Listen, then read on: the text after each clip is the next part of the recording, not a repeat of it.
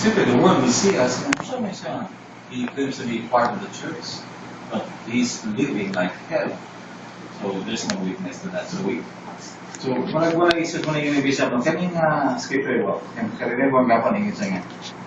If you want to scare people, say these words to them. Diba? Ngayon sa nga, if anyone wants to follow me, he must hate his brother, his sister, his father, his mother, or even his life, or even his wife, or husband. He cannot be my disciple. So in other words, ang yung ibig sabihin, hating here is something like a priority. No? Priority. For example, yung example na barkada. Kita mo, barkada na kakaroon.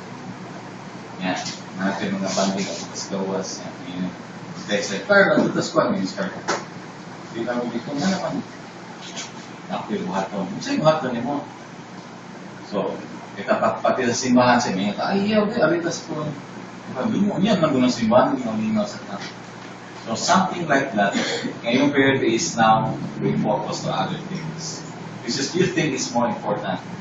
And I remember si Deacon Stanley, ito si Deacon Stanley, hindi mo itong pintalo, hindi nyo ito papintal na yung mga Stan, ato sa tayo, buo niya ito sa church, pero unahong din ito siya. Oh, Deacon Father Stan na din. So, he can never be a father kung yung lifestyle is yoga kaya commitment to God. He can never be a deacon in the first place, then a father. So, nakita na ko diri nga ang hating mo diri good, the hating word hate is something we begin to hate those people. For example, ako yung amigo, di sila tawag ako, hindi ko join nila. Kaya minimum nila, parang it's useless here. Ever, if you want to go there, I will share your word of God. You have the word of God for your life, then just drinking, doing nothing. So sila ganahan po, eh, na gusto na, inom-inom na dili, inom-inom na. I'm not used to that. Ang gusto is, I have a purpose and direction. So, ngayon nga, when the moment you begin to do that to your barkadas, ngayon nga sila, hindi na mo kaganahan mo, in others na mga, di ba? You begin to say those words, others na kaganahan mo. Which is, in fact, hindi man. But at the moment, hindi mo kaya na di ba? Ngayon nga yung bishop, our commitment should be higher than any other commitment that we have. So, for example, kita namin ito yung mga grupo, di ba? Like, for example, sa inyo, may banda. Kasi taga-priority nyo karon. Muna yung nag-ibig forget the Friday and the Saturday nights. Because you want to focus on Sunday to serve God. Pero sa'yo, mama ito ito ba? Mula ito lugar na ito. Malimas, hindi mo bahala na. Basta matungaran ko. But the moment you're present here in the church, luya ka, kapuya ka. You're so tired. This course is just to be here. Are you giving the due honor to God? Are you giving the top priority of your duty? No, you're not. You're just complying na lang ba? You just comply. Diba? But if you really love God, you have to focus. Prepare. Ngayon ang vision. Dita ang ngayon magayon. Dita ang ngayon magayon. Kaya nga na one time, ay tagabugo nila natin. Una, mas ubang ng taga-church. Hindi ko, imagine bugo. And I asked the woman, the old woman pa, yun sa'yo. Hindi ko, what time did you start with the simple? I started at 4 o'clock. I wake up at 4 o'clock. Times at 4 o'clock, I pray na siya. Pag 6, lagyan na siya. Tapos siya, mga 8. So, kasi 1 na, kaya 9 ang start. Tapos siya dito, buo na kayo. Kaya taxi na siya. Tapos siya, sa'yo. Kung kita, duhul kita. Tapos we wake up, yung 9, wake up, 8:30. So, pag-uwi na ito na. Sige ka pa. Diba? So, that is the kind of commitment that we need. Kaya di lagi sa time, gamay, huwag ka pa sa how much will the bigger ones? When it comes to God. But kaya siya, hinahinay mo siya. It's something that we need to do step by step. Walang biglaan. Walang biglaan. But you need to, kung si kambyada pa, persevere, second, third, fourth, fifth. Amen? Ayun, kayo. And the second, ni Bishop, ako lang po para mong notes. When he said that, as Christians, our commitment is eternity. There's no time, duration. Ako tulad ko ng tuiga. Wala expiration date. So, ako ko rin isulit rin. The great disciple and follower of Jesus Christ will carefully count the cost and bear your cross, no matter what happens. Just hold on until the end. So, you have no expiration date. Hold on until eternity. Ako, hold on hanggang nga naman. Ako ihatag yung example, no? Basa po tayo na ito, just do it as fast as I can. Nga, kita tanan, especially yun kung magkano. Aside ako, kitsa kayo namin niya, dali wala na. James, no?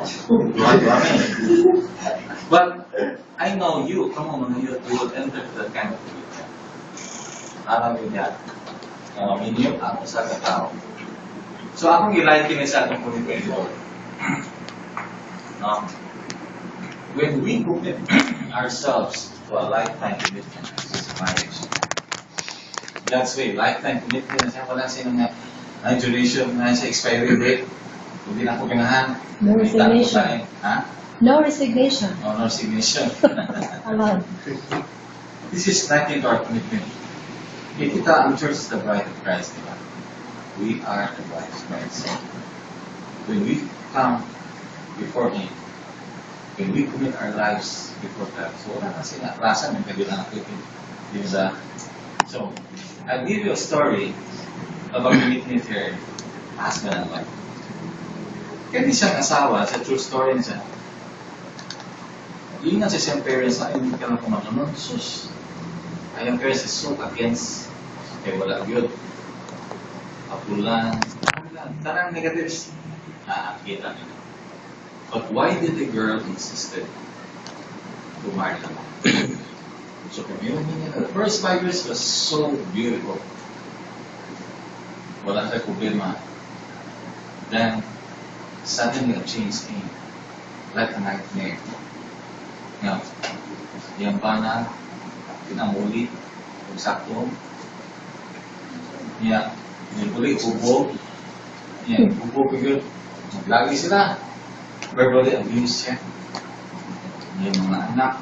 So, yun sa ang Windows kaminyuan na nawa. The first 5 years are so beautiful, then it came like a nightmare. So, yun siya nga, ako sa Ginoo, something will come. Pero before it happened, the change of life, we blame just our family. We give you a warning. So, diyan ka tanawan, senta po ng tululukoy ka. So, what he did is when we pray to God, he said, Lord, I know this will just pass away. What I need right now is you, Lord, that I have to hold on. No matter what happened, the only thing is that. So, truly indeed, nilabay kita na ako siya.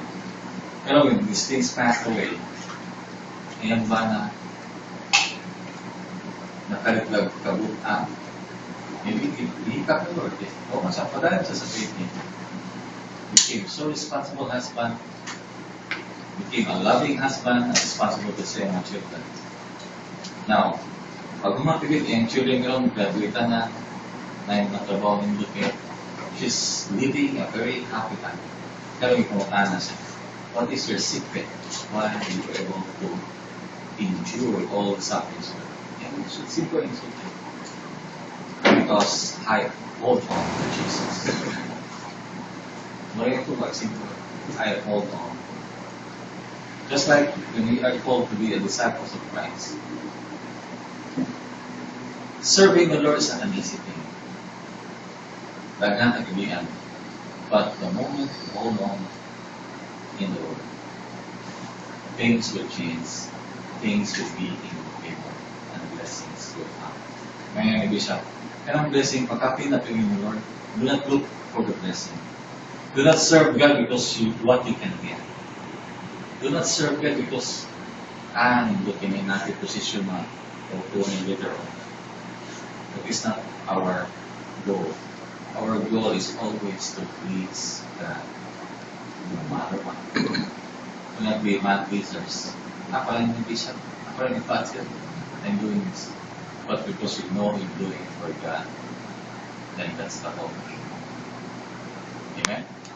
Ako ito, guys, kabasa ko sa libro na My Time in Heaven. It really gives you an encouragement. Tama ka ng problema sa kalibutan. Lord, this is so, kaya joking para ano. You think the glory that is to come in heaven is so beautiful. Kaya ka, Lord, I better encounter this problem here. I better face head on. Ayaw dagan, ayaw kayo, tuyo ka. Head on here. Because you know the Lord is with you. You can do it. Amen? Amen. So, it starts with our commitment here. Nahinay lang ka. You agree with me? Okay, do not take this for granted sa youth. Ako na, burden ko sa youth tungkol sa akong anak. Ganyan, wala pa. Gusto mo na ako, may youth pa. This is true. That's why I talked to the bishop. He said, okay. I inspired sa inyo, ganahinay mo sa gula ka to. You started na effort sa mga ka. Amen? Okay, we are the future good. Kaya kung ano na simbahan sa ang members ng ibang gamay na kayo ng figuwa, puro passive na kayo sila. We are the workers of the church. Amen? So we need that encouragement. We need that idea. Kaya ni Bishop, hindi kayo mabibigo kung mag-serve kayo. Amen? So, there is something that a price we need to pay. Count the cost. Kaya kaya, mas kasi iwasan mo pa itong babae sa kumbat ko niya mati ang seminar. So, kasi kami nyo nag-seminar eh. Tagaan. But the seminar that we need to have, dili seminar sa kuwan sa gawas. A seminar na sa simbahan. God's way. Do marriage, God's way. Kaya kung nakaseminar ko sa Katonika sa Sul, sus, lahiya. Kaya kaging kong seminar ko sa Kalibutan, very far. Yung seminar sa ato, kaging doon sa bukog sa Word and Word of God. Yeah, ang seminar sa Kalibutan is pagkatawa, pagkalibre-libre. Kung nasa ikatawa na tulong, grabe yun ang tulong sa Diyos. It really penetrates your hearts. Amen? So, now let's go to the Kapitan o message. Okay na wala na itong kamay? Okay na? Okay na? Katugon mo. Okay, now let's go to the daily scriptures. Kasi nagtuon. Wala nito, mas Carlo. Isipin na yan, okay. Kasi nagtuon. Okay. Excuse na itong mga bago ha. Kaya sa mga nangin. Dilit-laan, dilit-iguan. Ang kata nagkatuon ka. Gospel? Ha? Gospel, no? The gospel for today is Mark 15, 47. So, paano ba siya nga gospel? Kung kita mo ito, ano siya din? Isot-isot ko. Diba? So, I would like to volunteer and share.